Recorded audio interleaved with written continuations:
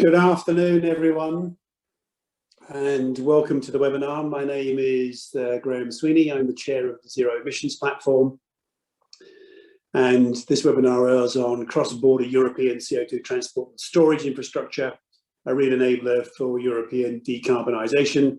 It's been co-organised by ZEP, Bellona Europe, and the Clean Air Task Force. Very few words about the Zero Emissions Platform. This is a multi-stakeholder organisation, which is the advisor to the European Union on the deployment of CCS and CCU. It has a broad membership basis, including the oil and gas industry in general, the equipment manufacturers, academia, and the NGOs representing civil society, as well as a number of unaligned members. It's set up under the Strategic Energy Technology Plan. It gives advice, as we've said. It is also a participant in the implementation working groups under the Strategic Energy Technology Plan. We have good cooperation with a range of other institutions, as well as with member states and governments. ZEP supports the EU's objectives to reach climate neutrality by 2050, which I must say I usually shorten to net zero in 2050. And this sits, of course, a clear commitment for 2050 with no exceptions. As a result, we believe that technology neutrality and science-based approach should guide our policies. So, of course, we have some expectations for today's discussion, in particular, following the revision of the 10E regulation, which I believe sets a good deal of the tone for many of the instruments that operate within Europe. That proposal in 2020 of last year does not consider CO2 transport modalities other than pipeline, and it excludes CO2 storage. So we would aim to reiterate the importance of European CO2 transport and storage infrastructure in a generalised way, perhaps as was reflected in the expert group's report on the sustainability taxonomy. And we would argue that it's vital to enable an industrial transition with a just society and can help keep European industries and regions competitive. So we want to explore what the new 10E may mean for CO2 infrastructure. Our position is that the proposal needs revision to include CO2 storage and all transport modalities. These points are crucial to kick off cross-border CO2 infrastructure that enables large-scale decarbonisation, giving certainty to industry and emitters. And by being cross-border, of course, it gives the access to those who may not have their own storage facilities to participate in what is a crucial decarbonisation technology. In the panel discussion today, we have different industries representing different parts of the CCS value chain, and we will be asking what the revised 10E regulation proposal means for the development of cross-border CO2 infrastructure in Europe, as we said, a prerequisite for industrial decarbonisation. CO2 transport and storage infrastructure will enable CO2 emitters across Europe to connect to safe geological storage, enabling a cost-efficient transition to a climate-neutral economy.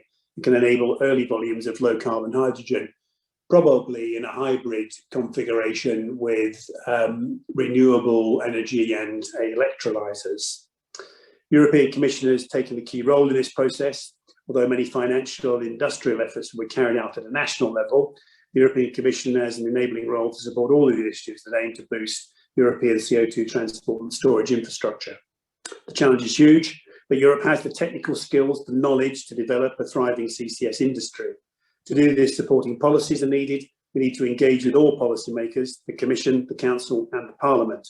And in particular, with this in mind, I would like to introduce our keynote speaker for today, MEP Sean Kelly.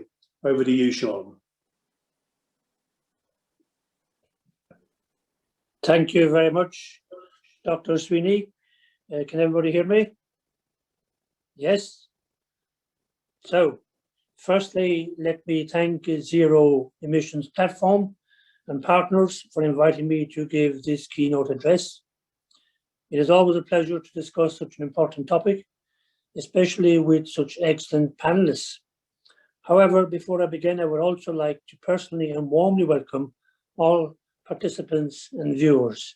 Discussions of this nature are hugely important in ensuring that we're in a position to have the legislation and the support to lead us to zero emissions by 2050. The pandemic has exposed many vulnerabilities of both the international order and the European Union.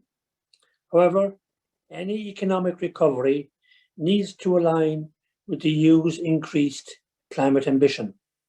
And now is the time to future-proof Europe so that it can be more competitive, more dynamic, and greener.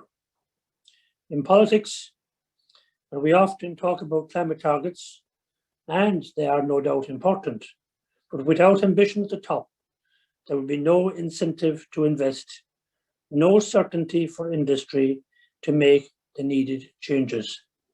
However, if we fail to ensure a fairness and inclusivity in this transition alongside our ambitions, we can forget about meeting any targets at all. We need to implement instruments that can enable a net zero emissions Europe. And that means a modern, clean, secure, and smart energy infrastructure to deliver the Green Deal. Although it is inherently political, counterintuitively, we need to depoliticize how we see our energy transition and look purely through the lens of what is feasible and what is possible. Targets certainly need to be met if they are to be effective. So as much as we need ambition, we need to marry that with realism, or else we achieve nothing. The revision of the 10E regulation will be a major part of the Green Deal and is the legal framework facing the major challenge of the climate neutrality objective by addressing cross-border energy infrastructure and developing EU projects of common interest, known as PCIs. The 2013 10E regulation did meet its objective of improving physical interconnection between member states and of significantly improving the security of supply. The revised regulation brings in an additional objective of developing the infrastructure for clean energy technologies. Natural gas and oil projects will not be eligible for future PCI lists, which will start from the 6th PCI list. However, projects that were on the list will keep the administrative and financial benefits of their PCI status. It must also be recognized that gas-fired generation will be needed in many countries to reach 2030 targets, including my own country, Ireland. That is due to the interaction between electricity demand and renewable targets, with demand due to increase with further electrification. We must not shy away from the fact that renewables will have to be supported by lower carbon fuels, at least from the medium term, and gas is one of those fuels, the most obvious one. 10E is closely linked to the Connecting Europe Facility, CEF for short, as it sets out conditions for some PCI projects to access CEF funding, mainly for projects that would otherwise not be commercially viable. For example, as you mentioned, Dr. Sweeney, electrolyzers. CEF financing is considered as a last resort measure, however. There are many key changes proposed in the revised regulation, including mandatory sustainability criteria and a revised governance framework.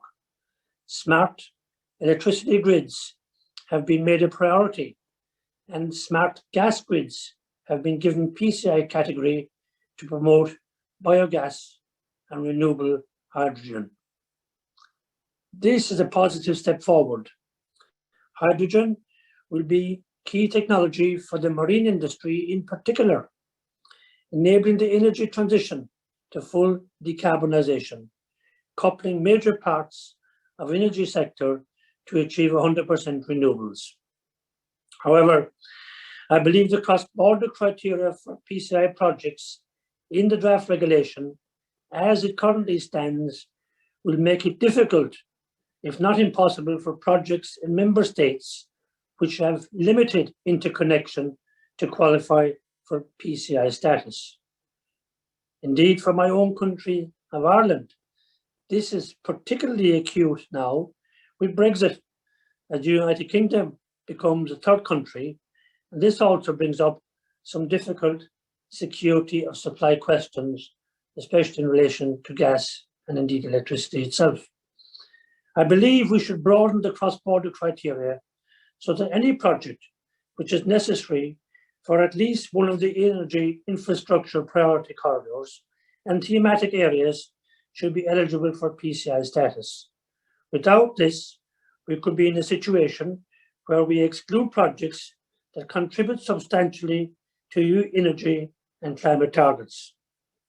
There is also an important role to be played for CO2 capture and storage, CCS, in decarbonising Europe. This will be a necessary component in key industries such as steel and cement, and may be the most tangible way of decarbonising production and can be combined with sustainable biomass. However, trust in this technology will be key, and industry must be very aware that public perception of CCS remains somewhat sceptical as of now anyway. The revisions and initiatives linked to the European Green Deal and the climate target of 55% net reduction are presented under the Fit for 55 package. Going beyond the 10E regulation, the package deals with safeguarding biodiversity, establishing a circular economy, and significantly reducing pollution, while boosting the competitiveness of European industry and, of course, ensuring a just transition. I am sure these topics will be well covered in our discussions today, and I am very interested to hear the interventions of such an excellent lineup. I would like to thank Zero Emissions Platform for hosting this event and for the opportunity to introduce this very important topic. Enjoy the discussions ahead, and thank you once again.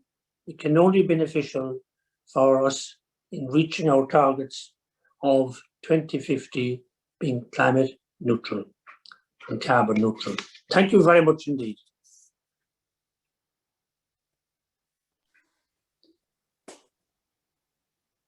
Thank you very much, Sean.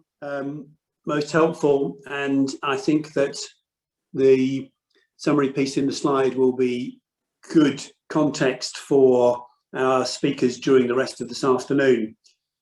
So with that, I'm going to move us on to a piece from Lena Stradvag-Nagel, the Sustainability Finance and Economy Manager from Bellona Europe, who's going to, as it now says on the screen, take us through why the 10E is important. Over to you, Lena. Thank you. Thank you very much, Graham, as well as Mr. Sean Kelly. This was a great intro, and I'm very excited also to hear what the other participants and panelists have to say here today. First of all, perhaps a bit of an introduction for Bellona Europa. We are an NGO based in Brussels, and we have been since 1994. And we work specifically on transport, negative emissions, and industrial decarbonisation, just to mention a few of our points. And that, of course, brings us very neatly to the 10E regulation. Of course, the 10E regulation has a great potential to contribute and facilitate industrial decarbonisation with the aim to reach climate neutrality by 2050. But for this to materialise, we need to make sure that the 10E revision is done right. And I think that quite a lot of the points I'm going to touch upon was also already mentioned. So I hope it will not be too much double cover, but I think in this sense, it's never a bad idea to go into more detail. So as a brief intro, perhaps, 10E, of course, sets these criteria for the project of common interest, or as we say in our tribal language, the PCIs. And to understand what the importance of the 10E is, we have to, as Sean Kelly mentioned, go into the function of the 10E. And when the 10E was established in 2013, it was meant to address specific market failures standing in the way of cross-border infrastructure and investments. And the aim was very clearly set as security of supply. Now, with the introduction of the European Green Deal, of course, this has shifted to more be sustainable security of supply, together with projects that can help us reach climate neutrality by 2050. So with this, I incorporated this slide, which sets out in the European Green Deal exactly why, or the justification underlying the revision of the 10E. And as we can see here, carbon capture and storage are specifically mentioned as being part of the justification for the ongoing revision. Now, as we know, this was not actually included in the final proposal, and this is one of the things that Bellona, Europa, Clean Air Task Force, and Zero Emissions Platform all agree is very vital to the future function of the 10E and how it can contribute to a long-term climate target. So I think this is all one of the reasons why we're all here today. And the whole point of the revision is, of course, to bring the 10E to be in line with the pathway to net zero. And we know that nearly all scenarios rely on carbon capture and storage projects and market development. And we know that we're not where we need to be for that to have a significant contribution as of now. And we know that there are specific market barriers that are standing in the way of this project deployment and market development. These are market failures and barriers that the 10E is not just able to address. It is actually specifically designed to address this. And of course, this is also why it is so disappointing currently that the current proposal does not include this. As we can see from this graphic, which was developed together with Clean Air Task Force for our ongoing campaign, which we have called 10E Tuesday, where we interview quite a bit of market actors and participants to identify, you could say, that the faces behind the policy, who is this affecting on the ground. And we will be hearing from some of them today, and we're very excited to have them on board. But as we can see here, today's proposal only includes CO2 transport via pipeline. Of course, this is one very vital part of establishing a European carbon dioxide network, but it is far from what we need for it to deliver on its decarbonisation potential. So what we are working quite heavily towards, as was also mentioned by Graham, is to ensure that CO2 storage, as well as other transport modalities than pipeline, is also included in the future. Because the current 10E fails to recognize that it is in the conjunction between capture, transport, and storage that the climate mitigation benefits are realized, and transport alone does not ensure climate mitigation. Additionally, we know that flexibility is vital when it comes to modes of transport. In many cases, it is much more feasible to take use, for example, of shipping to transport your CO2 to a readily available CO2 storage facility than it would be to invest in a pipeline infrastructure. In a way, we have to look at the CO2 storage facilities as a public good. And we know that it is difficult sometimes to ensure investments in public goods. We know that there is a disadvantage for first movers, and this is exactly where the 10E needs to come in and spark. I think it was actually ARC, who is one of the panelists today, who in our interview for 10E Tuesday say that 10E recognition could be the spark to light the flame of market development and project deployment. And I think that is a very good way of putting it. Now, when we're talking specifically on the 10E and the benefit it provides, there are several, and I think it is important to cover them all, but I will go into more detail on some than others. When the Commission released its impact assessment explaining why, in fact, it did not include CO2 storage specifically in the new proposal, one of the reasons was because it did not see specific additional benefits outside of funding that would benefit CO2 storage projects. And I do think with this, I would like to say that I think that the Commission is in fact downplaying the importance and the successfulness of their own regulation. And I mean that as a compliment. Funding is, of course, extremely important. It either in part to provide security to projects to make sure that they can actually attract additional private capital, but also in full, in a way to incentivize capture facilities by making sure that there is readily available CO2 storage facilities. And I think that one of the things we will probably hear more about today from the panelists as well is this chicken and the egg problem that is so detrimental to the development of carbon dioxide networks in Europe. But in addition to funding, there's other additional benefits through the 10E. One is, of course, recognition. And this is something I know that the Zero Emissions Platform has advocated very strongly, and we fully agree with them on this, that recognition in and of itself not only would provide or increase the visibility to investors of projects and make them more attractive for investors in and of themselves, it would also have a positive market effect, boosting investor confidence in this type of technology. Also because we know that this was in fact written as one of the justification of the ongoing revision, we are also concerned that a lack of recognition will in fact be taken as a negative market signal, because we know that investors are watching this so closely and these line of developments. We are also not sure how the disalignment or potential disalignment of the 10E not including CO2 storage would, what effect it would have if you look at it in the context of the sustainable finance taxonomy, where this technology is included and seen as an investment an enabling investment one can take to ensure that we reach or make an activity sustainable. So we do think that it is very important when we are communicating to investors to remain consistent and to ensure that we actually provide them the market signals and security that makes them able to actually invest in these capture facilities on their projects, which of course will have a valid impact on our decarbonisation efforts. We also know that there is, of course, the potential of accelerated planning and permit granting, and also we know that there is improved regulatory conditions.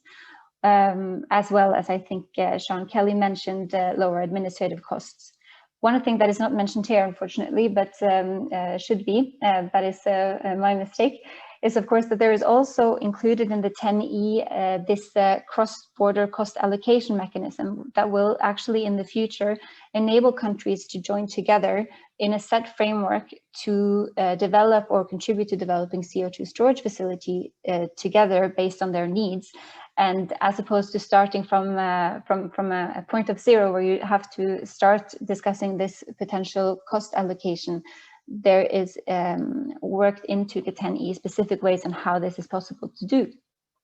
Another point was also mentioned by Sean Kelly is the public opposition to carbon dioxide networks and CO2 storage projects in particular. And this is a very interesting point. We know from the impact assessment that the Commission conducted that a lot of the mixed feedback that was provided to the CO2 projects were in fact marked or justified by the respondents themselves as coming from a lack of knowledge about the project at hand and the technology. And we know also that the 10E, of course, has specific provisions to address this point. We know also that public opposition is the source of delay for many projects, and the requirements for transparency and engagement with the public, as well as the consultation periods with the public, and this idea of trying to meet opposition through dialogue and information sharing and meaningful exchanges, taking these concerns that the public have serious and trying to meet them with well-founded arguments and available information is something that the 10E has been very able to do and will continue to be very able to do. So we therefore see that there's a big role for the 10E to play specifically on CO2 storage as well as other transport modalities than pipelines. And that's why I'm very excited again to have so many market participants and actors who can actually tell us what they are facing on the ground and show us how the 10E could actually have a positive effect on their business and investment cases. So with that, I think that I will give my time to them, and I'm very excited to hear what they have to say. And of course, should there be any questions, do not hesitate to let us know.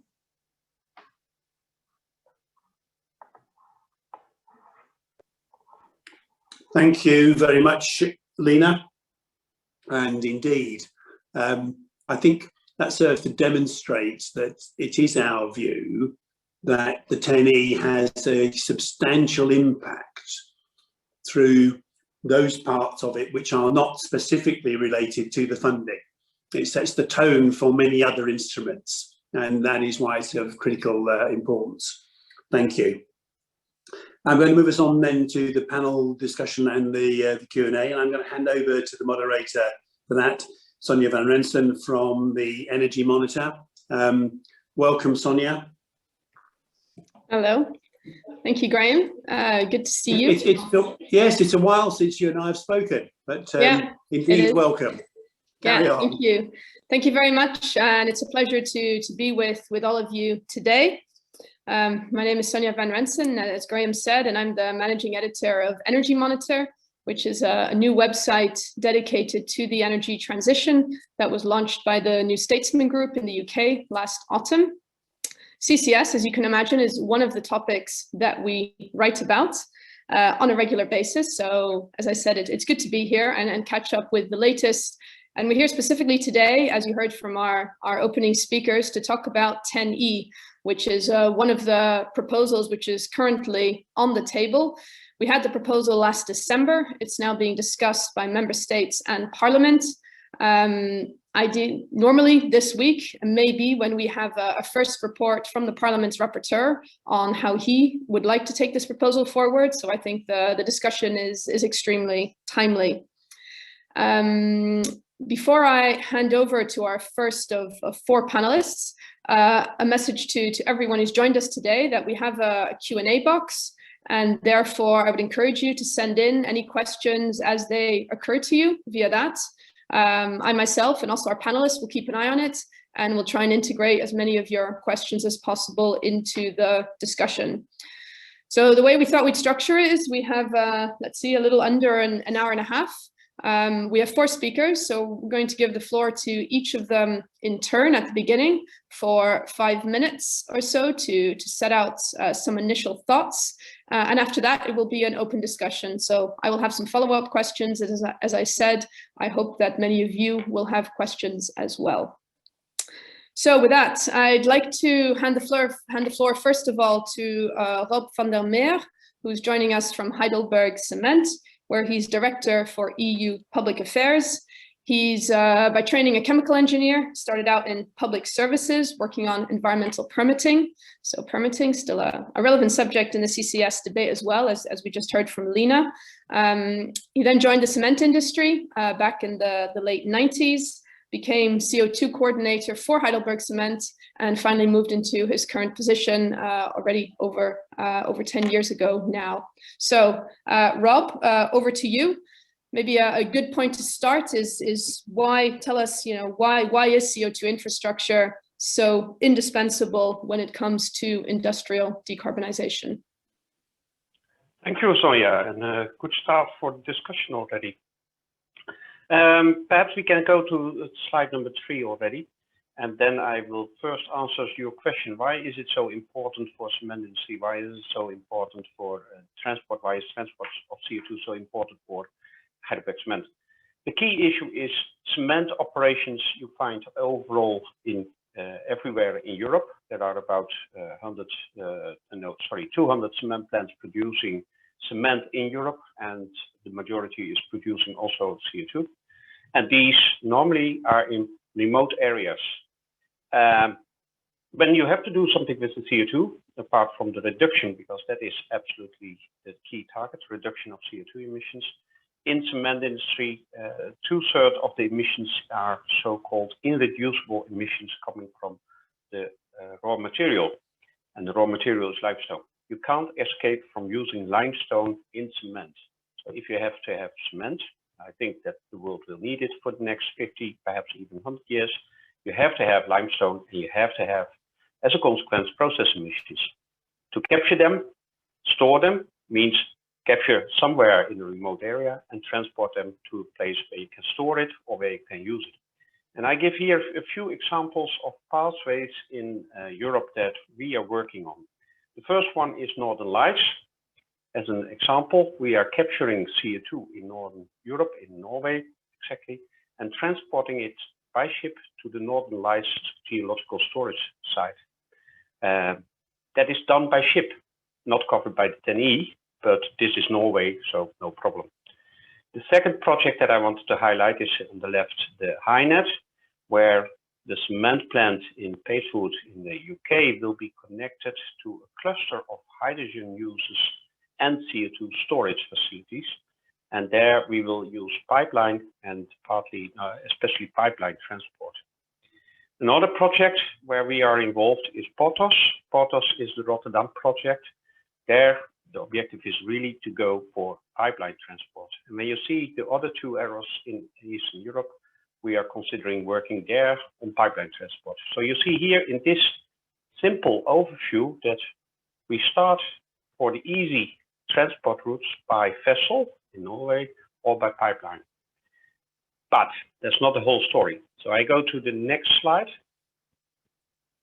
That whole story is more complicated. This slide shows you what the challenges are from a legal and liability perspective. Transporting CO2 in country A, say Norway, from a plant to a storage site, there is no big challenge in it. There are a lot of challenges, but from a legal perspective, I think it's limited. But consider option B. Country A, say Norway, transporting CO2 to country B, where there is a CO2 storage, intermediate storage, and also connected to a plant in country B, also capturing CO2. Then the CO2 is transported by vessel, not included in the 10E regulation, to a country C, where the storage will be done. This is what will happen in Europe normally, because it is about having the most flexible, best operations possible. And when I skip now 2 slides, I come to a slide. No, yeah, this is okay. This slide is fine. Sorry, one back. This one, indeed. This slide shows you the big emitters of CO2 from steel, chemical, and cement industry in Germany, and also shows that these plants, and especially the green dots, are the cement plants you find everywhere in Europe, in Germany, everywhere in Europe, but also everywhere in Germany. And they are not connected very closely to a CO2 hub, let alone a chemical plant. So it means that for these plants, when you want to have cement production and these plants, you will have to have transport modes. And transport will be done by pipeline for the big volumes, but from the smaller plants and from the single plants in the remote area, you need truck, you need railway, or you need vessel transport over the rivers. We can't escape from that. So when you want to have CO2 reduction in cement industry, the CO2 reduction by measures levers in cement industry is obvious, but you also will need to capture the CO2, transport it, and then use it or geological store it. And that is the message that I want to convey. So the key message is all transport modes are needed and will be developed, unless you forget that cement industry will have to decarbonize. Thank you. Okay, thank you very much for that. I think giving us a first on-the-ground understanding of why different transport modalities would be useful, or rather will be essential. So cement plants are remote, and you basically saying it will make sense or we will need to transport CO2 cross-border if we want to have cost-effective storage. And in particular, you highlighted also smaller plants. So whilst pipelines may work for very large plants, at least some of them, there will be smaller facilities as well to take into account. So there will be a truck, rail, inland waterway transport component there. Okay, I think we'll save questions for after we've heard from everyone. So thank you. We'll come back to you, Rob. Let's move then to our second speaker, Kim by Bruun from Northern Lights joint venture. So Kim is Communications and Government Relations Director at the new venture. It was launched just this month. And it's basically a joint venture between Shell, Equinor, and Total, and is the company that is responsible for the transport and storage of CO2. It's going to be operational, actually storing from 2024, and therefore this is one of the big, exciting new transport and storage ventures in Europe, in the world, I should say. And well, Kim, looking forward to hearing from you, I guess, a little bit more about your plans, your business model, and some of the challenges maybe that you see on the road ahead. Thank you, Sonia. The Northern Lights joint venture was, as you said, incorporated only a couple of weeks ago, but the Northern Lights project is not new. It started as a collaboration between Equinor, Shell and Total back in 2017. The three companies and the Norwegian government then worked the project and took final investment decision end of last year, and construction started in January this year. So what we're developing is what you're seeing on the screen here. It's an open and flexible infrastructure to transport CO2 from capture sites by ship to a terminal in Western Norway for intermediate storage before being transported by pipeline for permanent storage in a reservoir 2,600 meters under the seabed. Northern Lights is the transport and storage component of Longship, which is the Norwegian government's full-scale CCS project. And phase one will be completed, as Sonia said, in 2024, with a capacity of up to 1.5 million tons of CO2 per year. But our ambition is to expand capacity to 5 million tons per year, and the receiving terminal, the offshore pipeline and the umbilical to the offshore template is being built to accommodate the additional volumes already now in the first development phase. So what we offer is an open storage, which is challenging a lot of concepts of CCS to date. So traditionally, it's been capture, pipeline, and sink. Northern Lights is opening that up. We're breaking the link between the capture and the store by use of CO2 shipping.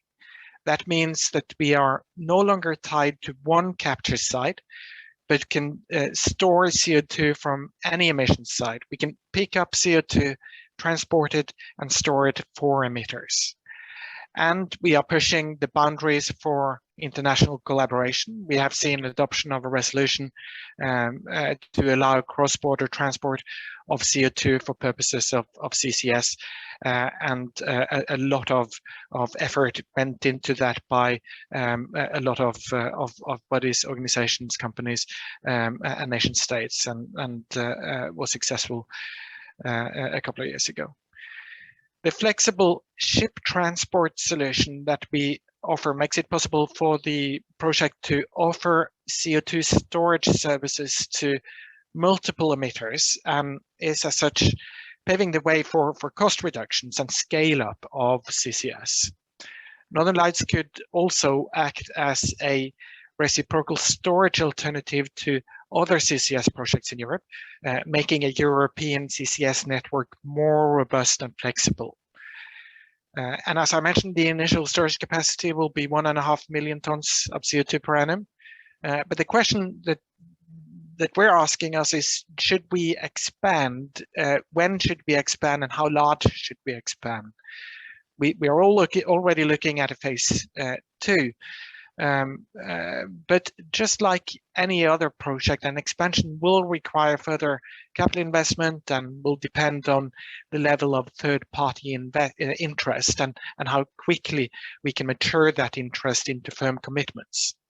And a lot of that ties back to EU regulations and to the EU innovation funding.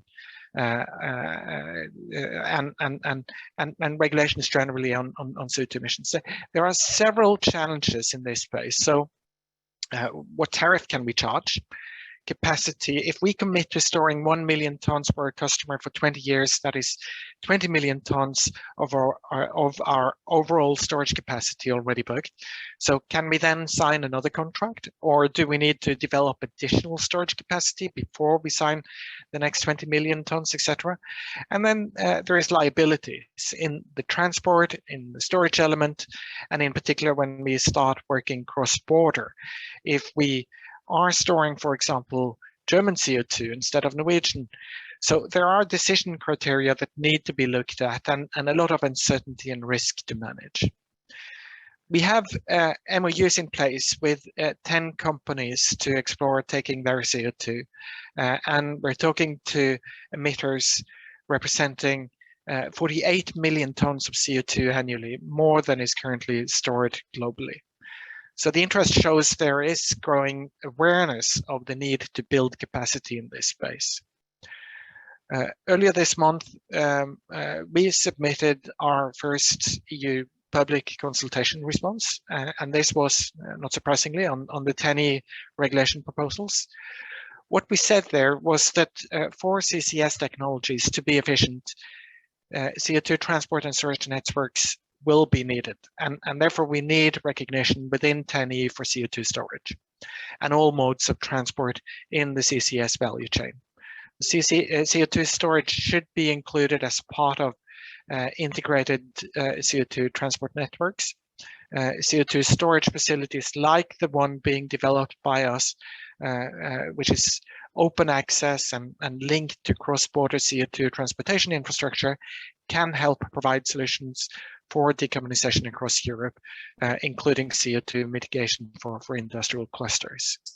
Our ship-based solution decouples offshore geological storage from emitters. It provides an open source network where emitters from countries that do not have own storage capacity or for other reasons are not able to develop such can make use of CCS as an effective decarbonisation measure. And it allows countries where CO2 storage is less publicly accepted to ship unavoided emissions for storage on the Norwegian continental shelf. Thank you for attention. Okay, thank you. Thank you very much for that. Again, I think we've had one question come in, but I think we, as I said, we'll leave questions until we've heard from everyone. I think, again, very clear, you raised some of the challenges you see. And I suppose in your case, the value of TENI is in its potential support to a scaling up. So the project is kicking off, but as you say, the plan is there will be a second phase. And then there's a question over how do you develop that, and how do you have sufficient certainty, and in which order do you develop storage, sign new contracts to store CO2? How can you, I guess, take that whole value chain forward? Thank you, Kim. We'll come back with questions. Our third speaker then is Jakob Hartvig Simonsen, and he's the CEO of ARC, which stands for Amager Resource Center. He's also the spokesman for C4, the carbon capture cluster in Copenhagen.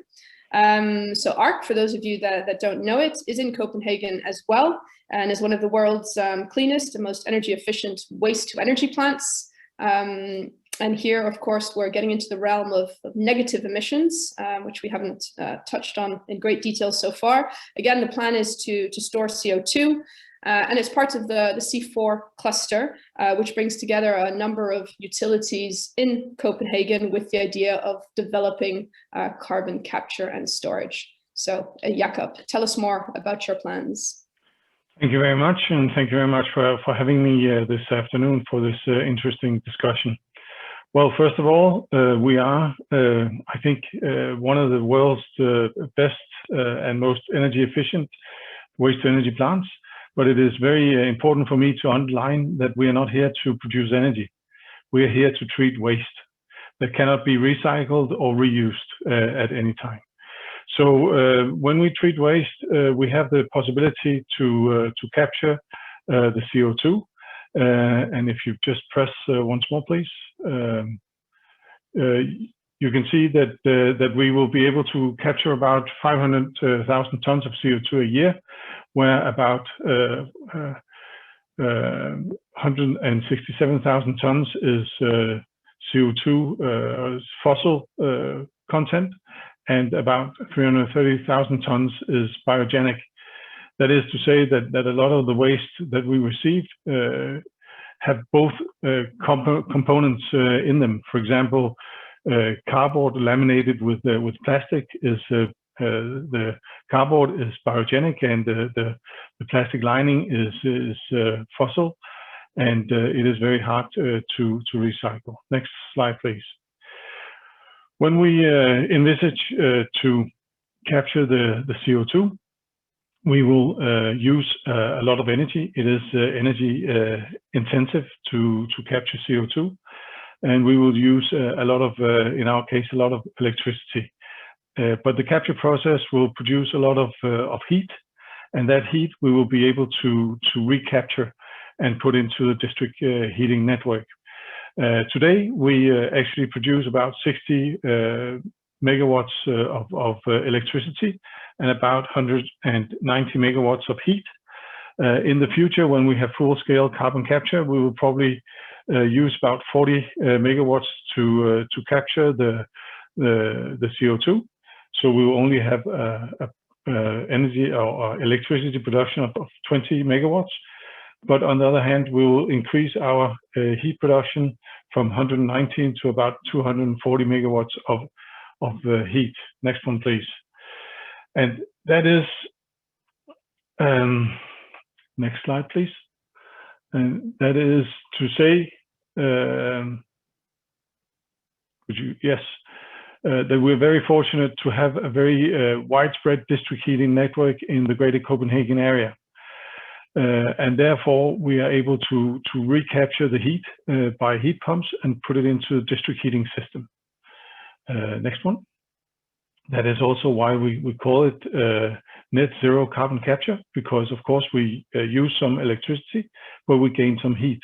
And by our main focus is to try to see if we can use as little heat or little energy possible to make the process go around. That is to say that we're very focused on trying to see if we can make it the cheapest possible for the heat consumer and the waste producer. Next one, please. If we look at the value chain, you can see ARC capturing the CO2, and we have a temporary storage at a harbor facility very close to our waste to energy plant, and then our idea is to ship it by ship and put it into either the old oil fields or any other storage facility. And thereby also the former speaker from Norway, from Northern Lights, is of course also a part of the solution, but we also have very good storage facilities in Denmark. Next one, please. We have actually also formed the C4, the carbon capture cluster in Copenhagen, containing of these big emitters. They are all energy producers and also the owners of the district heating network. Next one, please.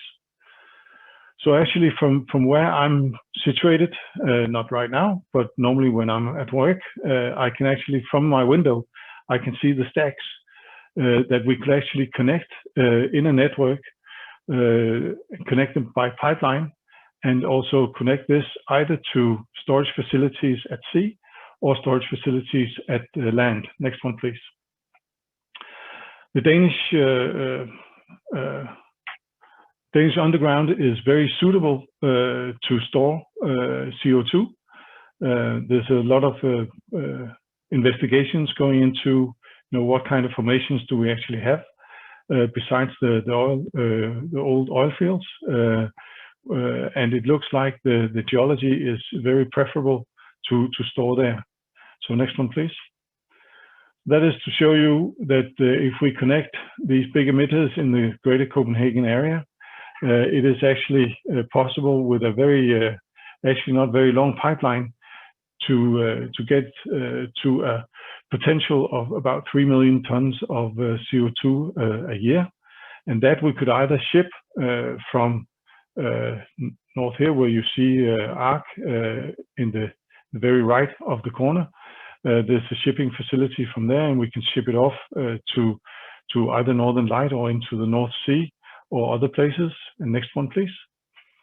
Or it is also possible to think in pipelining across Zealand. There's about only 65 kilometers to a storage facility that looks very promising. And last slide, please. And since the Danish underground is extremely good in storing CO2, or at least it looks that way, I think it is fair to say that you can have, or you can envisage international connections, that you could either ship CO2 from, for example, the Baltic states or Sweden, Finland, where the ground is not suitable for storage, and store it in Denmark, or take the long way into the North Sea, or to Great Britain, to Holland, where there's also storage facilities. That is to say that transport and storage is vital in making this happen, because we would never envisage on capturing 500,000 tons of CO2 if we did not have any facilities where we could actually offload the CO2. That would make absolutely no sense. And that goes to what Sonia actually said about the chicken and the egg. It is vital that we have access to transport and access to storage in order for us to invest in capturing facilities. And I think the difficult part here is trying to make these ends meet, and trying to see how we can make this happen at the same time. Thank you very much. Thank you very much for that. I think for giving us a sense of the scale, and yeah, coming back to this problem of all of this is not, so the capture part is not going to happen if there's no clear access to transport and storage. And again, giving a good indication of the kinds of cross-border movements that might be possible. So I think we can follow up on that in the discussion. How much of how much cross-border movement of CO2 do we want? Can we expect? And then how? Yeah, through what form of transport could that make sense? So thank you very much for that. Let's move to our final speaker then, before we go into the debate, and a reminder that you can send in questions. We'll get to those in just a moment. I'd like to welcome then Stijn Santen here from EBN, that's Energiebeheer Nederland, and he's here as an advisor to the Dutch government. EBN has good knowledge also of the subsurface of the Netherlands, so very useful when it comes to CO2 storage. So a view from you, Stijn, on the need, or how you see this need for cross-border infrastructure, transport, storage, and maybe an update from the Netherlands too on how things stand with CCS there. Yeah, thank you very much, Sonia, and welcome everybody.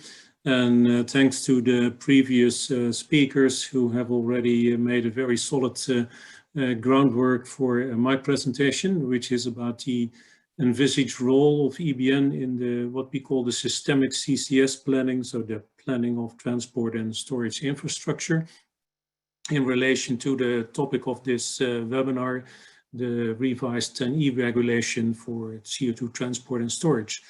Next slide, please. So EBN is not a very well-known company, so I will give a short introduction to EBN. Maybe just still a few seconds for the previous slide, possible. So a short introduction on the historic and new roles of EBN, then what we call systemic planning, what that means for the Netherlands and for Europe as an opportunity, and I will conclude with the challenges and conclusions. So next slide, please. So what we see, if you compare 2018 with 2020, we're just a small company in terms of staff, but we're growing quickly from 98 to 130 last year, including the flexible staff, that's nearly 200. But that is just small if you compare that to the state revenues. We are fully owned by the Ministry of Economic Affairs on behalf of the Dutch state, 1 billion euro state revenues in 2018. And we're basically a joint venture partner with an equity stake of 40 to 50% in all the offshore and onshore gas and oil production fields in the Netherlands. So basically the remit is exploration, production, gas storage and distribution. That's the history, but since a few years we're also embarking on new areas, which I will show in the next slide. So what you can see is we continue our core activities, which is being the joint venture partner, a non-operated joint venture partner in the offshore gas operations. We also have an advising role to the Ministry of Economic Affairs in CCS policy, and we're embarking on business development and project development, market development in CCS. So the activities with respect to the gas production of the Groningen field will be discontinued, but we continue the gas production offshore, and we develop new activities in geoenergy and in CCS, and in the further future also development renewable gas. So let's focus now on CCS. On the next slide, please. So here you see the whole map of the Netherlands, and specifically offshore with all the gas production facilities, the different interconnecting pipelines. So it's a very large infrastructure encompassing hundreds of fields and platforms and 1,000 kilometers of pipelines. But if you look in the whole, the gas production is on the decline. And there is an obligation to abandon offshore infrastructure which is no longer in use. But that may also mean that we have a reuse and next life for using this infrastructure, pipelines, platforms, wells, reservoirs for CO2 storage. And by doing that, we can reuse that existing infrastructure and thereby delay abandonments with at least 15 years. And we've estimated that that's coordinated development and reuse of the infrastructure for CCS that will at least save several billions of euros. But as you can imagine, all those fields are owned by different companies. So it's not something that you develop on your own. It requires a coordinated effort. And that's what I will develop on in the next slide.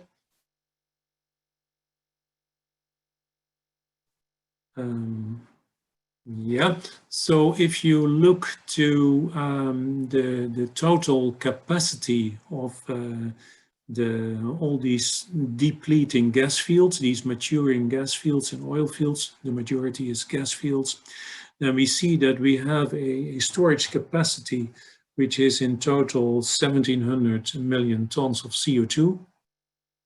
And we have assessed on both the risk drivers and the value drivers, so things like the CO2 containment, the injectivity, the capacity, the distance to onshore locations where industry is located, that about from those 1,700 million tons, about 1,150 million tons is practically applicable for storage of CO2. So that means that we can not only use the CO2 from the Dutch energy intensive industry. The Netherlands is, as you know, a very small country, but it contains a lot of energy intensive industry who produce a lot of CO2.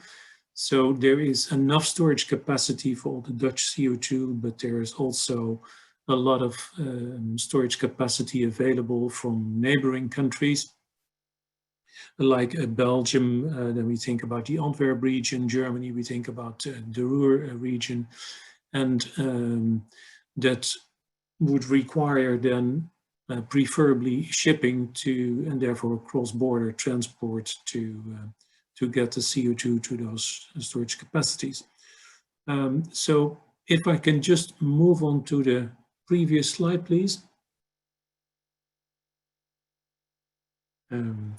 Yes, so the last statement here was we need this coordinated development and reuse of the infrastructure in order to use that effectively. As you see, we heard this from the previous speaker, Denmark has a lot of potential storage capacity, but it's unevenly distributed. Next slide, please. And therefore, we tap into several CCS initiatives, and you probably heard of them, Porthos, Athos, Aramis, and in order to get the connection between the storage capacity which is suitable connected to emitters into the transport and storage infrastructure, you need to have a public-private multi-input, multi-storage network, and there were several stakeholders involved. So the different projects, where we also heard about Northern Lights and several others. You need to involve the offshore EP operators, who are the owners of the gas and oil production facilities. And we have also the involvements of state-owned companies like EBN and the port authorities like the Port of Rotterdam, the Port of Amsterdam, and the National Gas Transport Company, GasUnie. So all in all, in terms of organization, quite a complex set of complex system. Next slide, please. So as we have seen, the CO2 storage locations are very unevenly distributed in Europe. So I've noted here the Netherlands, UK, and Norway. I should add Denmark as well. Now I hear the previous speaker. But the emitters are everywhere. So we need to make a connection between this uneven distribution of storage locations and emitters if we want to decarbonize Europe as a whole, and not just the few countries which are just listed here. That takes into account the fact that the CCS subsidies are different per countries, and as we have heard previously, there is a huge demand for the EU Innovation Fund. So this all in all requires a coordination not only on an infrastructure level, but also on a funding level and on the level of the infrastructure and the alignment of the different business models of the actors.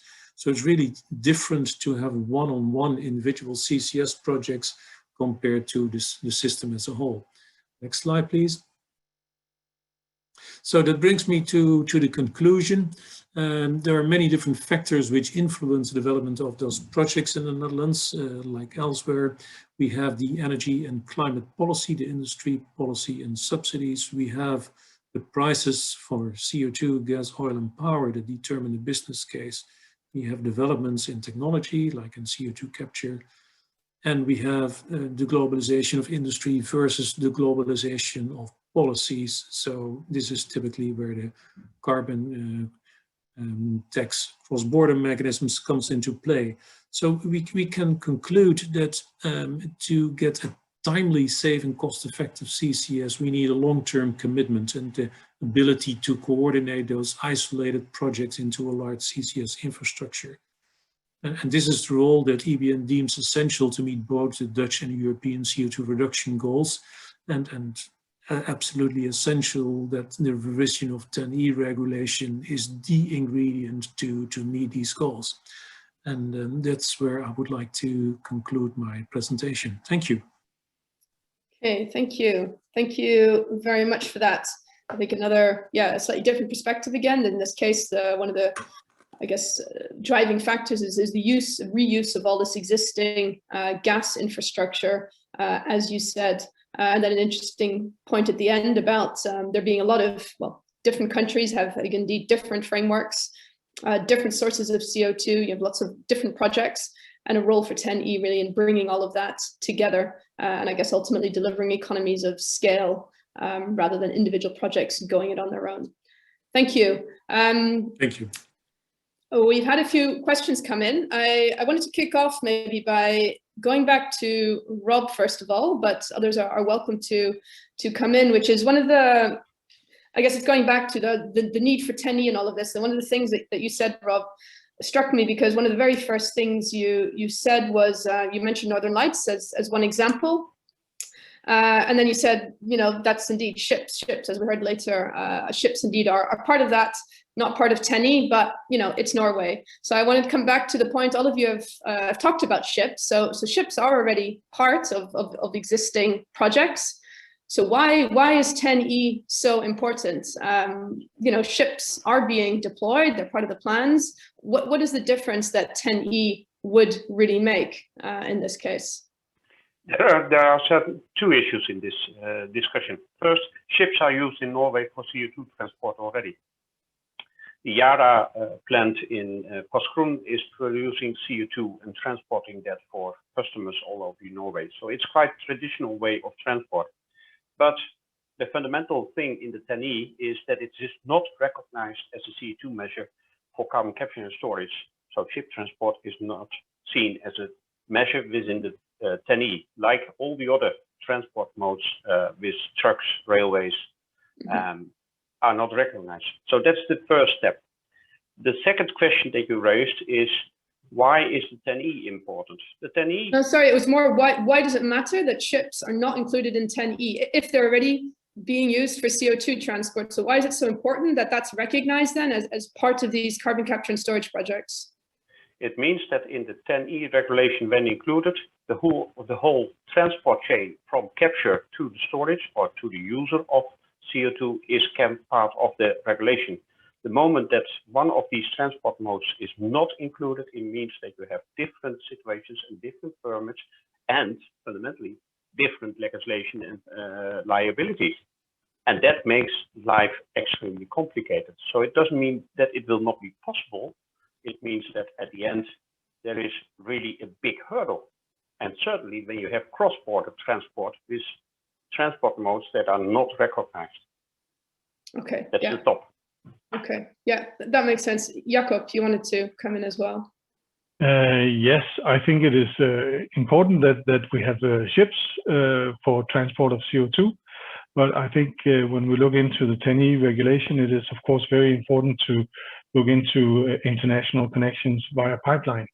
And when that is important, when we are talking about upscaling CO2 capture, transport and storage, I think it is vitally important to think about the cost in the future, because the cost per captured and stored CO2 and transport will, there's huge economies of scale to be had if you connect it by pipeline, where it will be much more costly to have ship transport.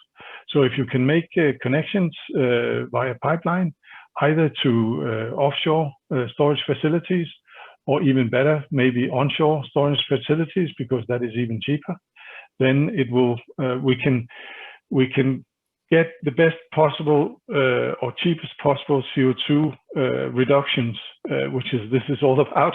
We need to have a decarbonized society that we actually also able to pay. Yeah. Okay. So Rob's answer, yeah. The point of including ships is that it means you can include the entire value chain if ships are a part of that value chain, so you don't have differences in liabilities and so on. But your point is, if we can do pipelines, we should do pipelines. That's not always going to be possible, but where we can, we should, simply to make it as cheap as possible. Yes, and I think we need to think in ships, port facilities and pipelines, because if we have a pipeline across Zealand, for example, you can sail CO2 from Sweden or the Baltic countries, connected to the pipeline at Copenhagen and transported onto the North Sea via pipeline. You need to have the whole value chain and think about how could this be done cheapest possible. Yeah.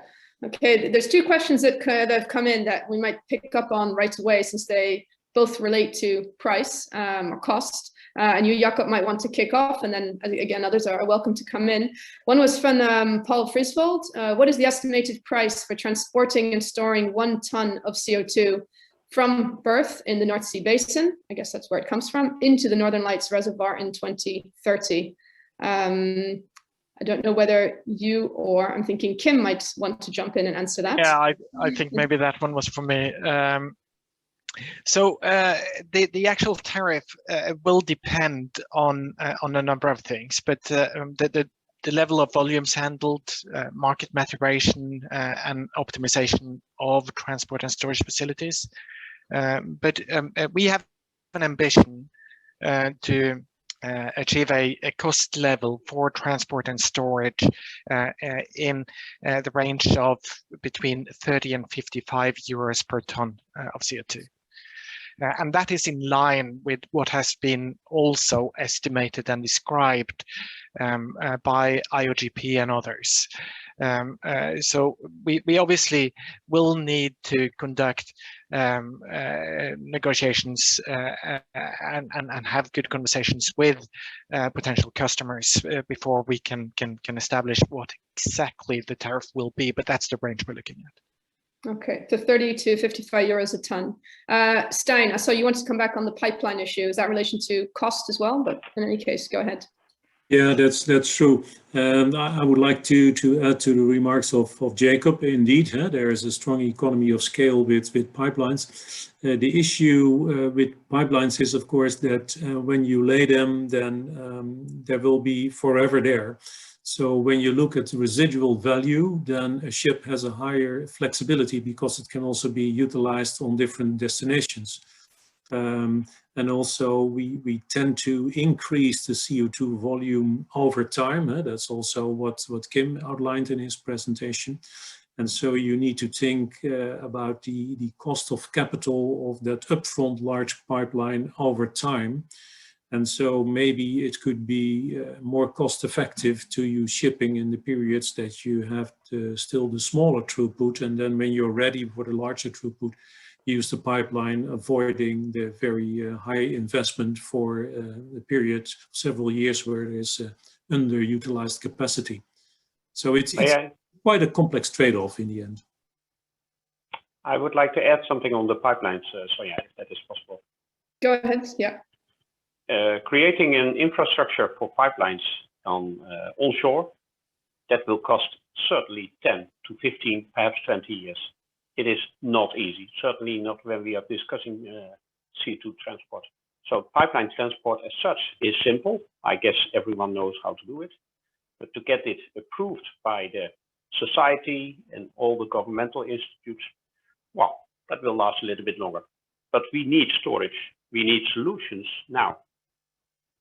Not in 15 years. We need them also in 15 years. We should start now.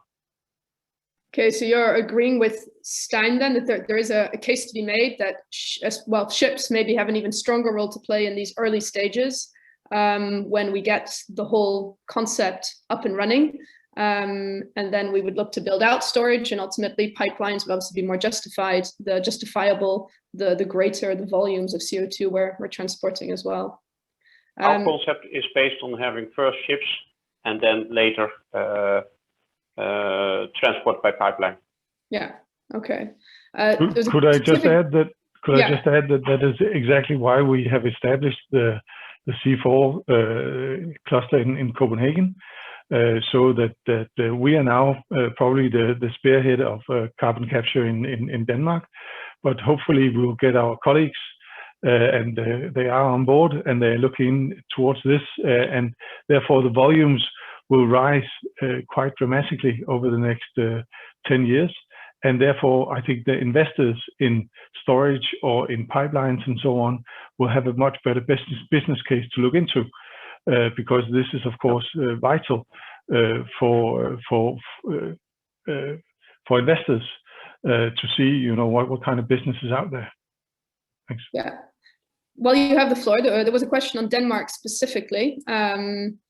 Is there a strategy to develop domestic storage to, one, guarantee access, and two, because it might be cheaper? And are you also considering onshore storage as part of that? I think you did say underground Denmark looks pretty good, but yeah, feel free to expand on that. Yes, in the map I showed, there are geological formations in Denmark that are very promising, and some of them are accessible from onshore, and some of them are accessible offshore. So depending on what formations will actually be developed, it can be accessed either from onshore or offshore, and by pipeline or by ship. So I think it is just important to say that right now our geological survey are looking into what kind of formations will be most promising, and if we are to speed up the whole process in Denmark, I think it will be beneficial that this process is speeded up even more. To see, to develop these kind of formations is time consuming and also costly. So it needs to be done. but there are severe and substantial cost savings to be had if you can access geological formations, which are probably more than 800 meters underground from onshore. It is a lot cheaper. Offshore is always extremely expensive, if I understand it correctly. The obvious follow-up question to you, and then again, perhaps the others, is that makes sense, but what about public acceptance? So onshore seems to me more challenging to sell to someone than saying, well, we're going to ship it off and put it somewhere under the sea. I absolutely agree, and that is a challenge that should not be taken lightly. At the same time, if you inject CO2 into the ground, it connects with the, if I understand it correctly, it connects with the salt water, and the density actually is higher, so it actually sinks. So it is not that it will like bubble up like soda water or something like that. It really will stay down there forever. So okay. even though you tell the public that there's no grounds for concern, I'm sure that they will be concerned anyway. And therefore, this challenge should not be taken lightly. It is, of course, easier to store CO2 offshore, put it out there where nobody can see it, and put it into the depleted oil fields or gas fields. It is easier, but it's also more costly, I'm sure. Yeah, and indeed, I think most people are going to, unfortunately, imagine the CO2 bubbling back out as opposed to it doing what you say it will actually do in practice. Does anyone else want to come back on that? And that comes back into, I think, the point that Lina made when she was opening, that one of the other questions is, okay, we've talked a bit about transport, but again, for storage too, why should that be in 10E? I mean, okay, it's an issue, but is that the best place for it? What could 10E really do to move storage forward? Rob, you wanted to come in? I wanted to comment on that bubbling up of CO2. The Sleipner field test over more than 20 years clearly shows that there is no CO2 leakage from an operated field like Sleipner. That is, I'm not working for one of these companies, so I'm more independent on that. And a little bit, perhaps for explanation, I grew up in Groningen, in the Netherlands, where there is a huge amount of gas fields. That is safe. Why should CO2, which is not exploding, not be as safe as methane storage as it is today? So I really have big issues with that, and I know that it is very difficult to make that clear, but I personally believe fully that onshore storage is safe. And back to your question, what I miss in the discussions on carbon reduction of the energy intensive industry, like the cement industry, what I miss in it is creating the real possibilities to decarbonize that industry. And that has to do with the infrastructure that we need, infrastructure for CO2, but infrastructure for hydrogen, infrastructure for renewable energy, and perhaps for me specific as cement industry, also for concrete, recycled, and or other materials. But we also need to have that framework, that legal framework. But fundamentally, we need to have that CO2 infrastructure, including storage, being available. And I really think that that is something that people are missing in this debate, that when we are not creating these possibilities, this infrastructure, but also the technologies and the business case for industry to move, you will have every year that you delay that process, you will have a delay of achieving carbon neutrality. And yeah, at some time, it is simply too late. I'm not sure when that sometime is, so I don't say it should be done in 2030, because then we are in blackmailing, but that is not what I have in mind. But politicians, but also society should know that if industry and the whole society has to be carbon neutral in 2050, we should have started already some time ago. And in fact, this infrastructure debate shows that we are not yet ready, not even now. Yeah. But one of the, and this is a question maybe to the whole panel, I mean, if you look at the European Commission's explanation for why storage isn't in the revised regulation, it says, well, one, it's not related to transmission networks and interconnections. Hence, I think we're talking about, to what extent is cross-border storage or cross-border movement in storage necessary? And secondly, it says it could find no evidence of any regulatory or administrative barriers in relation to cross-border networks that 10E could address and alleviate for storage. So how do you respond to that? Now, the first question, perhaps on doesn't that. have to be you, huh? No. But I want to react only. Go ahead. Only one line. What I see at this moment is North Sea Basin having a lot of opportunities. What I miss is the opportunities in the rest of Europe.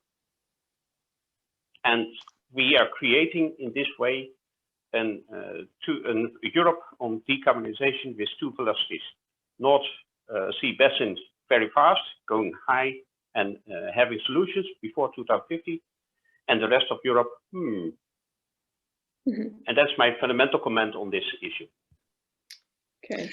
If I may, Stein kind of answered this question in his presentation. He said that storage locations for CO2 are unevenly distributed in Europe, and I think that's something that we need to keep in mind. Almost all the storage potential in Europe is in 4 or 5 countries in the northern part of Europe, and therefore decoupling storage from emitters is not just a nice thing to do, but it's a thing that we probably need to do. We need open source networks like the one that we're actually providing through the Northern Lights, where emitters from countries that do not have own storage capability or for other reasons are not able to develop such to make use of CCS as an effective measure. Otherwise, CCS won't really succeed.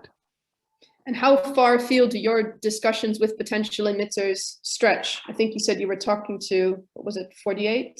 You have discussions ongoing. How do you, how far is your reach? We talk to emitters that represent a total emissions of 48 million tons per year. And these are in all over Europe, I would say, France, even Switzerland, and the Baltic countries, Denmark, Belgium, Netherlands, UK. So we can go quite far with the ships that we're designing and which will be part of the first phase of our project, but we're also looking for ships that are able to travel even further in the next phase. Anyone else? Can I just comment as well? I think the point by Kim Wøe is extremely important. It is unevenly distributed, the storage facilities in Europe, and I think we need to step back and have a look at the challenge ahead of us. If we are to achieve carbon neutrality in 2050, either it means that we should have no cement production, no steel production, no plastic production, no waste production, nothing, right? Or otherwise we need to get our act together and have international connections that we can actually, some of us maybe also deliver some neutral, not even neutral, but what do you call it? Positive CO2 mitigation procedures, right? So if we can take from waste, then and put it into storage, then actually we will be able to produce either plastics or concrete in Europe in the future. But if we don't do this, then we don't stand a chance. We will all be standing in water to our knees, right? So this is definitely why it is important that the 10E regulation focus on the international connections and is also focusing on getting the deal done in all the value chain. And maybe I can add something to that. If we draw an analogy with, let's say, renewable power from offshore wind, then every industry can strike a contract, a power purchase agreement with a wind park developer, and he knows he will get the power and he can agree a price, because governments in different countries have incentivized the development of those projects with feed-in tariffs and by concessions and by using regulated companies for high voltage power transmission. So the whole chain is organized.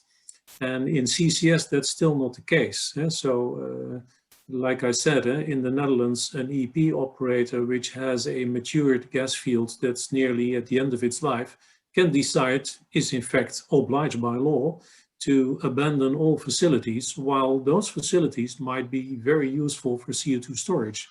But there is currently no regulation to treat that in the sense of a public good, which need to be available for society as a whole. And that's, I think, the analogy with renewable energy, which we also need to have, because it has been hugely successful in growth for CCS to mature on a large scale in the current timing. We have a few questions about geography. Maybe one follow-up first. There was a question, and Stijn, you may be best placed to answer that. Otherwise, Kim, about enhanced oil recovery in the North Sea. Is CO2 already being used or being considered for use for enhanced oil recovery in the North Sea? I'm not familiar that that CO2 is used for enhanced oil recovery in the North Sea. Stijn, do you have any more further information on that? Yeah, I know that a long time ago, around 2010, there were discussions on application of CO2 EOR in the North Sea from your country fellow man, Jacob. But I think that opportunity was a window which is past, because the oil production is too low, I think, to justify such an exercise at this point in time. But elsewhere in the world and in Europe, CO2 EOR is applied. But I think the opportunity for the North Sea is gone. Okay. Okay.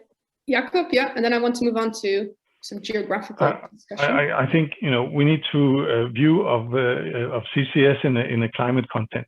So therefore, having injecting CO2 into oil fields to enhanced oil recovery, that is not the way forward.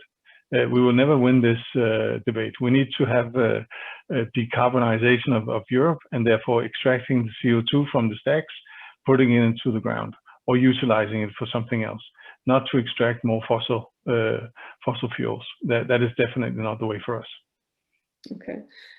So there's been a number of questions and comments coming in about the distribution of storage sites. Someone saying it's not true, it's concentrated in only 5 countries. Someone else pointing out it's not just the North Sea, and pointing us to a European atlas of CO2 storage. Also someone pointing us to a Horizon 2020 strategy for CCUS, which also highlights promise in Southern and Eastern Europe.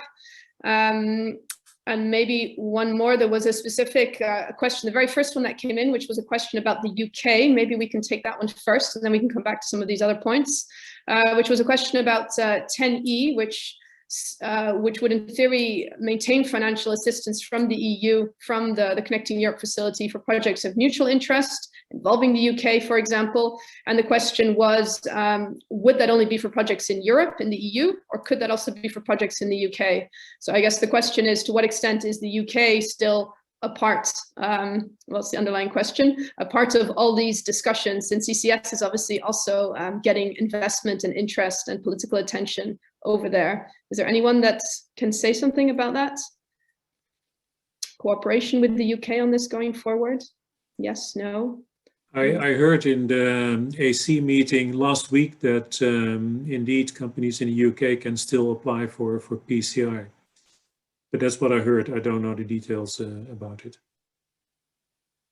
Okay. You'll have to, whoever asked, the person asked the question, you're going to have to do some digging to elaborate on that yourself. Thank you.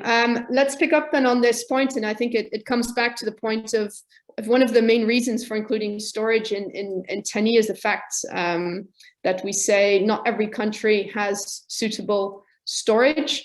People are saying there are a lot of opportunities everywhere. Maybe Rob, I would come back to you on the map you showed. You had 2 arrows further east, which were pointing even further east. Can you, I guess, say any more about opportunities? And you said as well, it cannot only be about the North Sea. Ultimately, I think also if CCS is going to get political backing at European level, it needs to be a European story. So to what extent is that the case? To what extent is a company like yours looking to make that the case? And obviously we come back to the question of how does TEN-E help with that, or how is TEN-E an essential part of that? So thank you for that question. Indeed, we are working on 3 projects in Eastern Europe for carbon capture and storage. 2 of them will be onshore, if successful, and 1 offshore. Where are they? Interesting. Sorry? Can you tell us where they are, or any more details at this stage? I'm hesitating on it because it's not yet public. So it's public that we are doing that. Yeah, now to say where it is, especially on the societal image, I want to be careful. Okay. So that I can't do at this moment. Okay, but 2 onshore and 1 offshore. Okay. Yeah, that is really serious. Keep in mind, we have to make clear, the onshore storage sites are relatively small, or very small, in fact, not comparable to the Sleipner field or the project of Northern Lights or any other project, so much smaller, meaning it's capable for storing the cement emissions, but not much more. So it will not be a big hub with a lot of storage. It's simply not possible. Okay. So basically there are storage. So this is storage that's on site, but you're saying there will be a need to look further afield simply for a volume reason. And that's likely to and back to your question on the TEN-E. Yeah. The fundamental step is that we have to do this in Eastern Europe, where the knowledge and also the mindset around geological storage is, of course, not that advanced as in Norway or in the Netherlands or the UK. So we also have, from a society perspective, and that is from a political perspective, yeah, we will need that support, and the TEN-E regulation could help on that to make it clear that this is needed, one of the things that needed for Europe.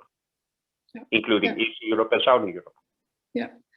Does anyone else can anyone else say anything about, well, not the North Sea, so CCS possibilities for storage or carbon capture and transport beyond the North Sea, and how any developments there, how you see that evolving, or how to, I guess more broadly, how to make this a real, indeed, European story? No, just you, Rob. Well, so maybe I can just. Oh, sorry. Go ahead, Kim. Okay, yeah, I was just going to say that in terms of storage capacity, so from what I've seen and from assessments that have been done by IOGP and others, yes, there is capacity in many European countries, but you know it's mainly a handful of countries that have significant storage potential or capacity, and those are the UK, the Netherlands, Denmark, Norway, and to some degree Germany, but it's onshore. So so those are the main countries that we're looking at right now. But yes, there is limited storage capacity elsewhere as well. Okay, Jakob? I was just thinking in terms of the TEN-E regulation. Of course, a lot of us are looking for funding to making this happen, and therefore it is important to include it in the TEN-E. But I think it is important to look into the future and say, how long time do we actually need support? Because when we started building offshore windmills in Denmark, it was very expensive and there was a lot of support needed. And today, no support is needed. It is a self-sustaining business. And I think this is also the way that we need to look into the TEN-E. This will help creating a market and then hopefully this market can sustain itself. Okay, maybe while you have the floor, coming back to this point of how you the benefits of this cross-border CO2 infrastructure and ultimately of the CCS. We've talked about industry and so on, but you introduced one element that the others didn't, which was about the district heating and the fact that by applying the CCS, you're ultimately producing a lot of heat and will produce even more in the future that can feed into district heating networks. Are you, I guess, do you see something like that as a useful way of also building social acceptance? Is that something that could work elsewhere? I'm thinking there are district heating networks also in Central and Eastern Europe. Do you, and on the back of that, do you or others on the panel, do you also work with other stakeholders, NGOs, etc., to ultimately build acceptance for this? I think not only does it build acceptance to have district heating networks, but it is clearly very important to make a sustainable business case. And I think that if we are able to show that some of the industries, hard to abate industries, for example, waste to energy facilities that we will need in the future as well, that they are connected to district heating networks, and there could actually be a solution that can be looked for in other countries as well, that you will be able to abate some of the climate issues that are very difficult to tackle at a very low cost or a lower cost, and also create heat for people's showers or people's houses is an extremely good idea. So in that way, it is a mechanism where you can solve one problem, you solve the waste problem, and you can also help solving the climate issue, and you create district heating or good cheap energy for the citizens, and of course that will create acceptance. So I think this luck that we have a very big district heating network. I think a lot of other European capitals are envious of Copenhagen and other cities in Denmark, and they're actually looking into how can they expand their district heating networks, because it is a very, very good and clever stepping stone towards decarbonization of Europe. Mm-hmm. Is there anyone else who wants to? Yeah, I totally agree with Jacob. It's very important to have district heating on the basis of waste, because you need to do something with the waste, and then of course you want to capture and store the CO2. In the Netherlands, we are working with the Port Authority of Amsterdam and Bellona and different waste incineration facilities to get the right incentives, because as we all know, the emissions of waste incineration facilities do not fall in the category of the European emission trading system. So there is currently no incentive, and I think we need to work on that to also enable those hard to abate industries like waste incineration facilities to decarbonize with CCS. That was a question that came in earlier, and that was to you originally, Jacob, but indeed about incentives for capturing biogenic CO2 specifically, which I guess is relevant when we talk about waste to energy. Do you want a quick sentence on that, Jacob? What incentives, there are for you to do this, and I guess whether you see this potentially happening elsewhere? I think it's important that when we look at the CO2, I know there's a lot of discussion about the fossil CO2 elements and biogenic CO2 elements. A CO2 molecule is a CO2 molecule. And our problem is that we have too many parts per million in the atmosphere. So if we are to take out CO2 from the atmosphere, it doesn't really matter if it is biogenic or fossil. But taking out the biogenic part will, of course, create a negative emission, and therefore leave room for other CO2 emissions. And it is very hard to imagine society without any form of emissions from farming, from cement, from steel production, or whatever. So I think it is vitally important to look into the capturing of biogenic CO2 as a part of the hard to abate industries like waste to energy. And thereby also creating rooms for others to actually have CO2 emissions.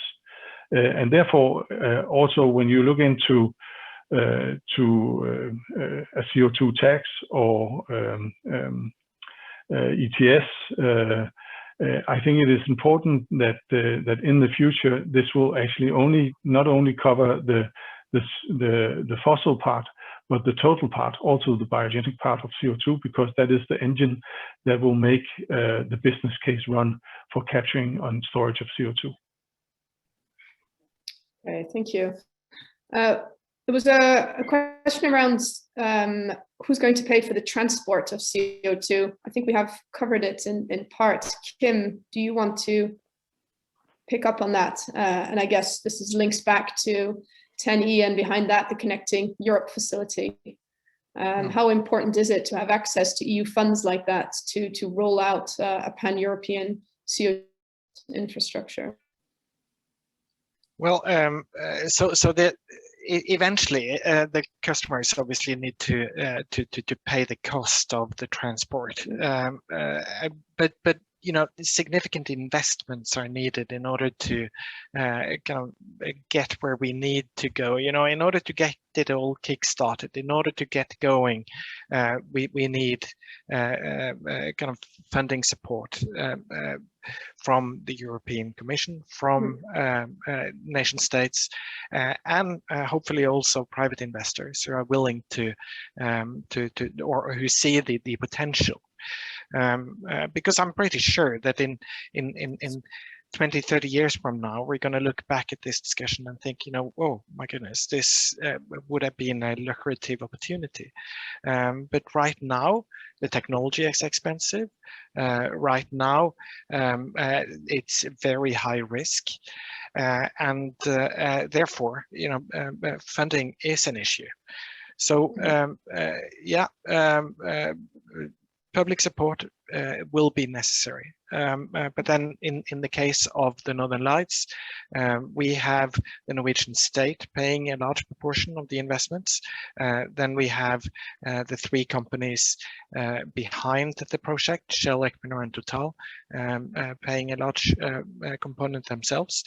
And then we're hoping that we can build a business model around what we're doing. Yeah, there was a question, maybe you can have a go at that, about how a project like Northern Lights or Porthos, they say, how could those technology solutions be applied to cement production or waste treatment in Southern Europe? I don't know if that's something, I guess. Well, so Rob obviously would be able to tell more or say more about the cement industry more generally, but you know what we're offering is to pick up their CO2 and then take it to the North Sea and safely store it there. Yeah.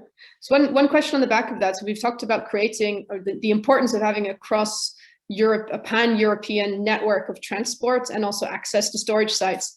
Are there challenges with that in terms of, I'm thinking also around standardization and so on? Is, you said earlier, Jakob, one ton of CO2 is a ton of CO2, but depending on where you capture it, how you transport it, yeah, do you need, I mean, I'm thinking this is something, I guess, which needs to be done at European level too. Do you need to, are there technical issues, or do you just, I mean, in the gas debate, we talk about converting, you know, pipelines and from storage sites from natural gas to hydrogen. There's a whole discussion over, you know, what needs to be done to enable that.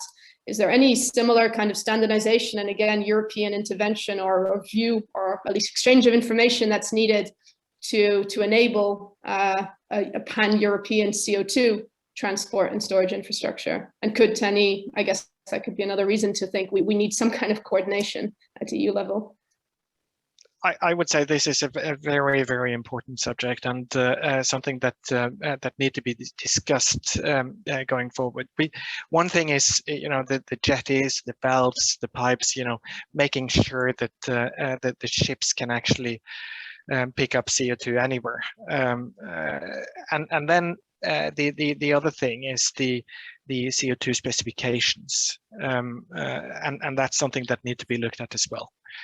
And I know that CEP has now kicked off some work. There is going to be a seminar in April discussing exactly this, and there will probably also be a working group established that will study this in detail, and I'm looking forward to that.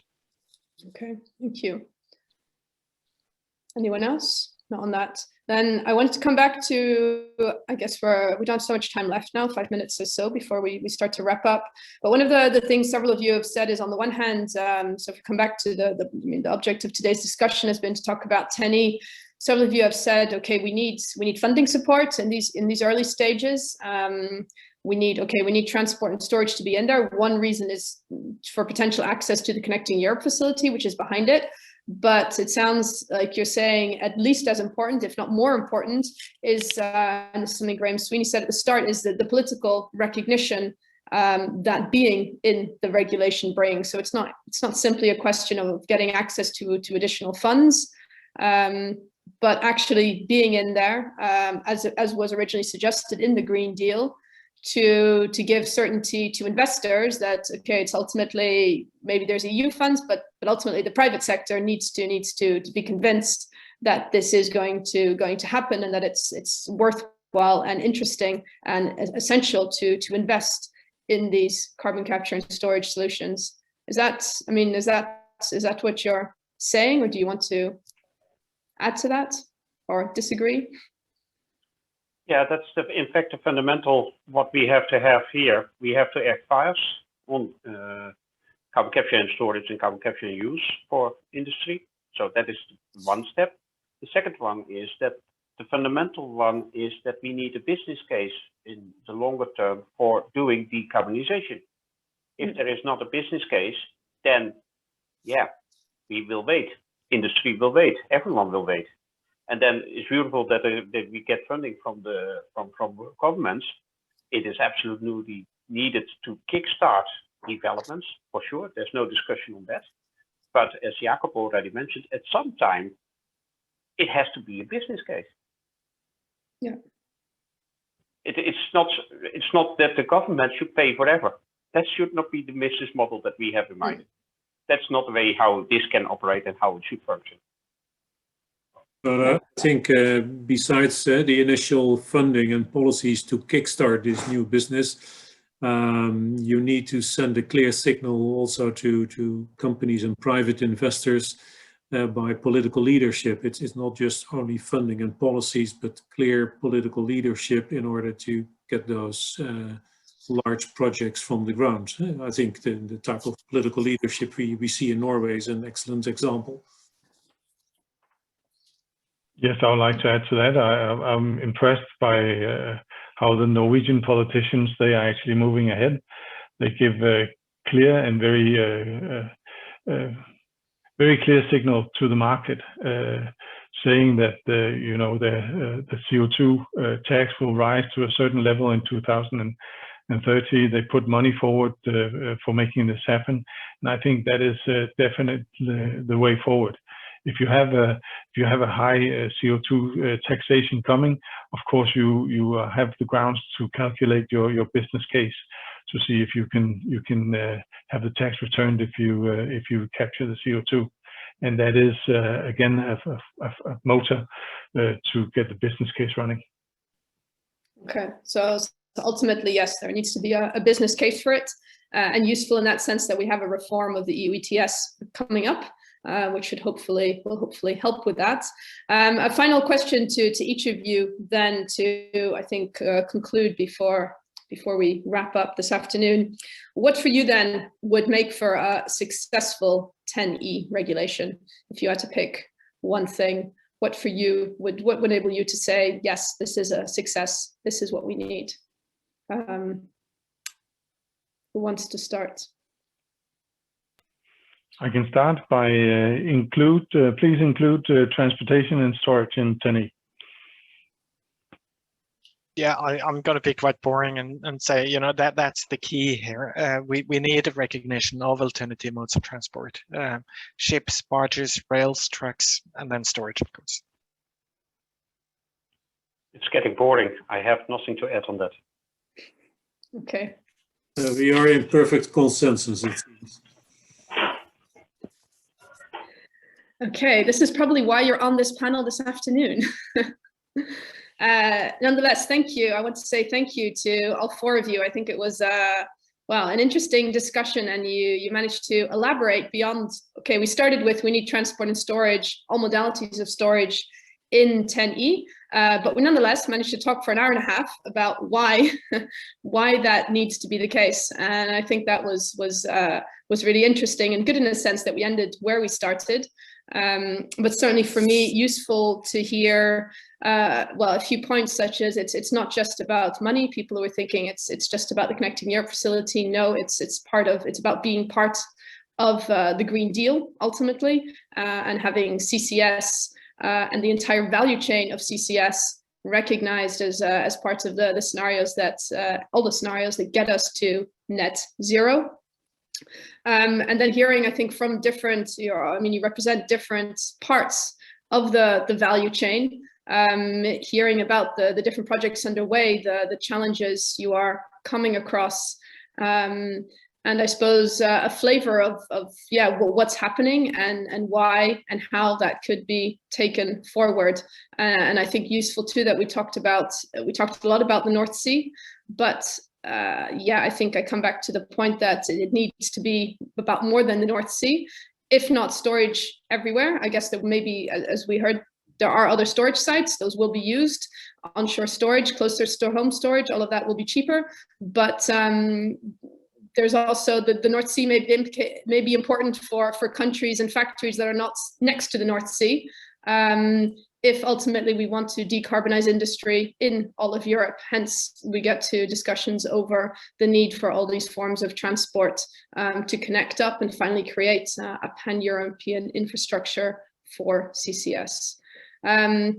Thank you to all of you very much. And with that, I'd like to hand over then to our closing speaker, who's going to leave us with a few thoughts about hopefully making CCS, how we make it more investable from this point forward. Lee Beck from the Clean Air Task Force.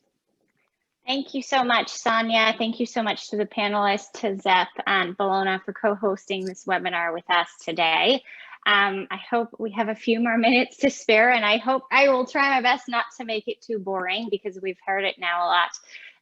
Just to introduce ourselves, the Clean Air Task Force, we're an international environmental organization. We're focused on innovation. We have offices in the US and Europe, and we just recently launched our carbon capture program. So maybe if we could go to the next slide. I think we've heard, and unfortunately the map is not loading here, but that's fine. I think we've heard a lot about that there's dozens of carbon capture projects underway in Europe, but also nearly all European Union net zero decarbonization scenarios really rely on large scale carbon dioxide capture, transport, and storage. And so a lot of the projects currently underway are already built around CO2 storage and transport networks. And we're really looking to bridge the scale up now from a couple of dozens to what's really needed for delivering at scale net zero emissions. We've heard about the role of CO2 transport storage. It lowers the barrier to investment. It helps us solve a chicken and egg problem. It also helps us mitigate the aspect that there's unequitable distribution of CO2 storage resources across Europe. And of course, we also need different modalities of CO2 transport to make sure that we can tailor decarbonization projects to regional individual circumstances. So if we go to the next slide, I've been making my slides while we were talking. Here are some of the quotes that I found most striking. We heard early from EP member Sean Kelly, of course, that we need to future-proof Europe today, make its industry more competitive and greener. It shouldn't be a trade-off between whether there will be industry or climate action. We need to create pathways for having both, for decarbonizing culturally and strategically important industries. There was also the question that I thought was posed by Kim during his presentation, which I thought was really important. When should we expand and how large should we expand? A lot of uncertainty and risks are involved in this carbon capture project. And I thought this reflection really showed how difficult it is to plan these projects. Northern Lights has been talking to more than 10 companies, 48 million tons, representing 48 million tons of CO2 emissions. So there's a lot of hunger for a lot of interest or demand for CO2 storage, but it's really difficult to scale them up. Again, showing the chicken and egg problem of scaling these facilities. And then I thought Lena made a very important point that not revising TENI is a negative signal to investors. We have the chance today, we only have 3 decades to go to achieve net zero emissions, but it's often framed we need more positive investment signals. But if we don't get the regulation right today, it's a negative signal to investors. It's a negative political, it's a lack of political recognition that we just heard a few minutes ago on the panel. And then, of course, this would require shipping, so different modalities of transport, cross-border transport of CO2. I think we really highlighted, Rob talked about the multiple project that Heidelberg is looking at in Eastern Europe, that they're developing in Eastern Europe, one onshore to offshore, really showing that there is limited capacity for storage in some areas while there's abundance in others, making sure that a CO2 transport network across Europe can help us achieve shared climate neutrality. And finally, if industry is supposed to be carbon neutral by 2050, we should have started already. We're much too late. The clock is ticking to achieve climate neutrality by 2050. And we also really need to make sure that we're completing the policy framework. So we're not just, TENI is the first step. We need to do more. The Innovation Fund has been oversubscribed by 22 times. There's a lot of demand. It has shown that there's proliferation of carbon capture and storage projects across Europe. There's a lot of interest, but really getting this first step, the political recognition, but also the recognition of an understanding of the importance of CO2 infrastructure in delivering shared European climate ambition is really, really important. So next slide, please. I would like to thank all the speakers, the Zero Emissions Platform, Sonia for moderating, Bellona for co-hosting. I encourage you to check out our TENI Tuesdays campaign that Cleaner Task Force and Bellona are hosting together. We are posting interviews with carbon capture and storage project operators and product developers, as well as different educational information material every Tuesday under this hashtag.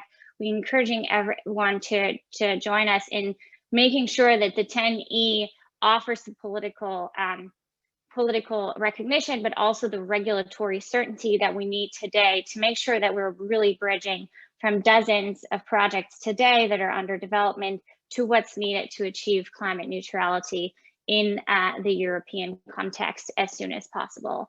And with this, I'd like to again thank the Zero Emissions Platform and Bellona for co-hosting this fantastic discussion today. I'd like to thank all the speakers for highlighting really, really important points, why we need to include other modalities of transport beyond pipeline in the TENI, and the importance, the crucial importance of CO2 storage, where the emissions reductions really materialize in the end. And I'm looking forward to engaging on this topic and how to get the policy framework right for scaling up carbon capture and storage in Europe in the future. Thank you everyone so much for joining us today.